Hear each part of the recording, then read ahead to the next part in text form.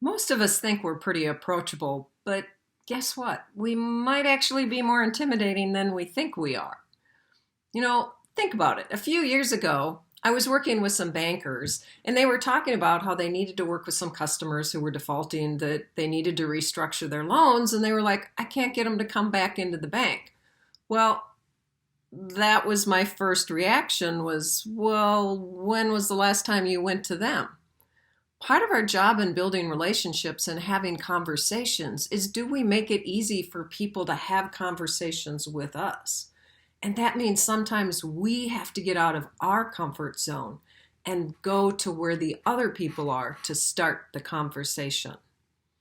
The other thing we need to think about is, when we've started the conversation, we need to remember that we're talking to human beings, not human doings.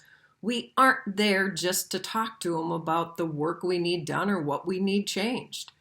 We need to spend some time building relationships with the human beings. So spend some time at the beginning and the end of every conversation doing a little bit relationship building.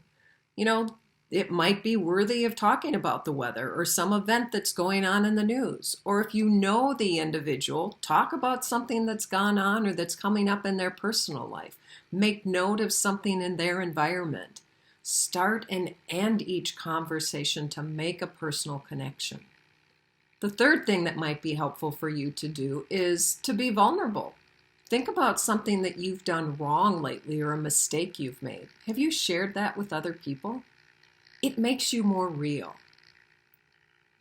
Also think about your nonverbals. Like, we all know those people who don't look like they really want to have a conversation with us. Don't be that person. You want to be the person that looks like you're open to having that conversation with other people. And when we're having that conversation, think about the tone of your voice. We don't necessarily hear our own tone. We hear other people's, but research has proven that many times most of us are tone deaf to our own tone of voice. And so it's helpful to ask friends and family members what you sound like when you are having conversations. So if you've ever worried or have been told that you might be more intimidating than you realize, you might consider these things. Good luck.